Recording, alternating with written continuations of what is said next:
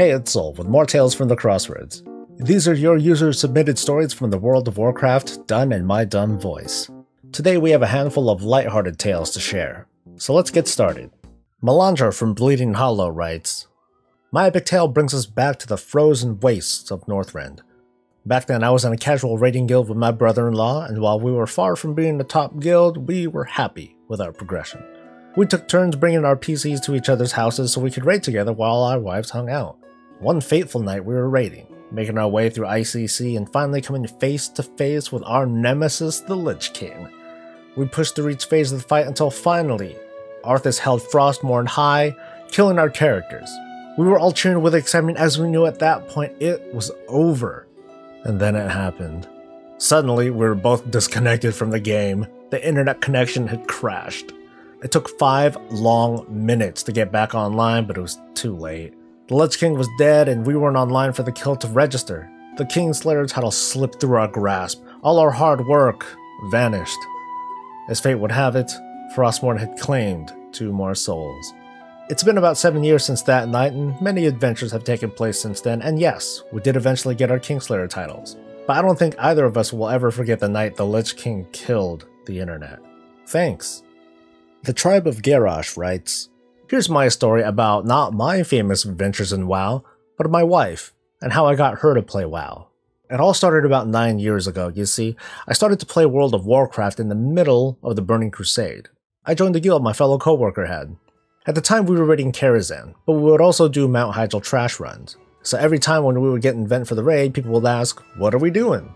And then the raid leader would decide. So when we were doing Karazhan, I would say, we're doing Kara? Mind you, at the time my wife wasn't playing yet, so she would be sitting on the couch watching TV. When I would say Kara, she would respond, who's Kara and why are you doing her? So I told her that it was a raid. Shortly after, she made a toon, a hunter, on a trial account. Then she made another toon after she reached the max level up for the trial account, her warlock. Well, needless to say, we've been playing the game ever since and she still mains her as a warlock. Thanks for reading my story. Sean Spooner writes, so this story starts back in the Burning Crusade, back when I was leveling my first ever character. I asked a friend who was level 70 at the time to boost me through a dungeon. Back in the old days before group finders or quick leveling where, getting dungeon boosted was a thing. The dungeon we ended up going to was Zul'Farrak, over in Tanaris. Upon entering the dungeon, my friend told me to wait at the start while he mounted up, and pulling mobs, just disappearing off into the distance. He managed to pull, I think, every NPC in the dungeon, somehow without being dismounted. He arrived back at the start of the dungeon on his mount. Moments later, an army of trolls appeared around the corner. I sat there waiting for the moment that they would all be killed and I would get so much XP and loot. Sadly, that didn't happen. My friend feigned death as he was a hunter, and every troll decided to all jump on me and kill me quicker than people completed all the content in WoD. My friend then stood up, Hearthstoned, and said he had to run a dungeon with his guild. The boosts never happened. RIP. Cat Killer Rhino Cow writes, late in Wrath of the Lich King, playing a hunter back then, a Tauren marksman hunter to be exact, I was somewhat competent at stutter stepping.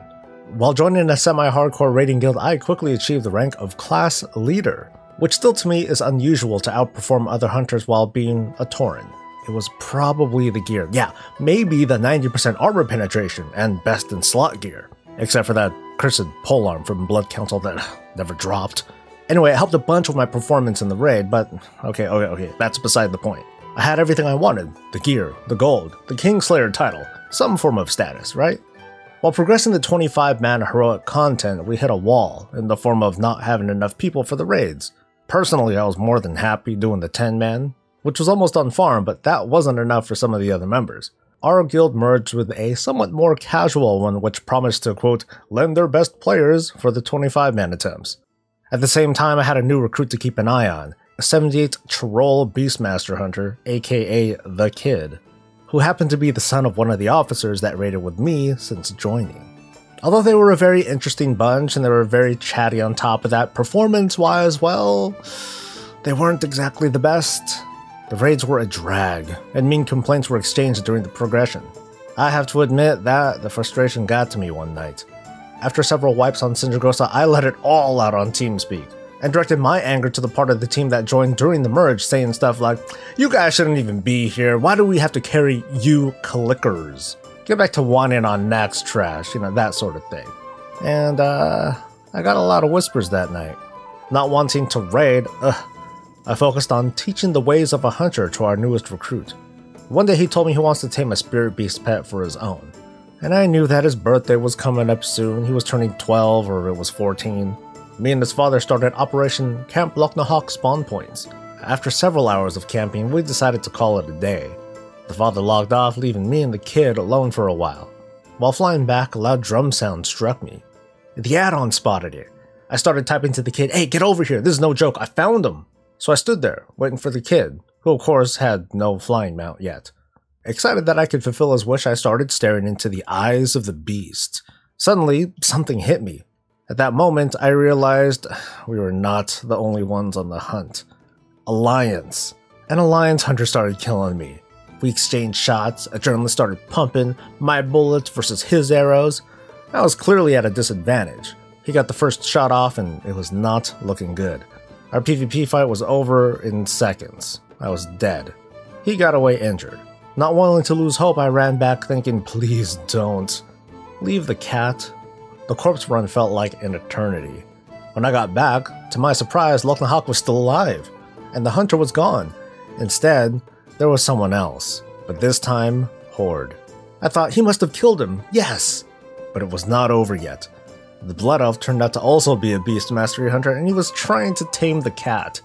I had to act fast. I had to stop him. I started typing up, smashing the keyboard. Hey, stop!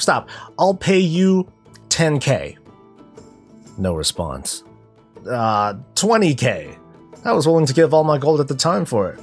50, okay? 50k. Still no response. I was running out of time and he was almost done taming it. I wish that something would interrupt that damn elf, but no, 70% finished casting. The Alliance didn't come back then. He didn't want my gold. Adrenaline was still pumping. I simply wanted to make the kid happy, but I failed on that day. In my head was only one thing at that moment. You don't want my gold? Fine. Then you'll have nothing. The sounds of gunfire echoed over Sholazar Basin one last time that day. The kid arrived just in time to see everything unfold. The cat died, and I was its killer. Sitting there staring at the screen on which was the glittery corpse of a spirit beast next to a big bulky cow with a rhino helmet. At that point, I didn't even want to loot it. After that incident, I didn't log into WoW for the next 2 resets, and in my absence, gears turned and shifted within the officer ranks and the glory days were over. No more raids. People started leaving one by one, starting with the GM's brother, to which he followed not long after. The kid never forgave me for what I did. At least that's what I assumed from him ignoring me. The guild was officially dead at that point, and well, I lost interest in the game. Now we're at the last day, my last day on the server. The expansion was right around the corner when I finally decided to quit. I went to Orgrimmar, vendored everything I had in my bags and the bank and even the bags. And with only 20 or so primordial Serenite, several stacks of Sulfuron Slammer and a pile of 53 gold, I waited. For what? I don't even remember anymore why I did it, but I gave all the stuff to the first person that whispered me that day, which happened to be an undead warrior in his 20s. He or she seemed quite surprised and pleased with the gift. To me, it was worthless at that point. I said, time for me to move on, have fun with your adventures.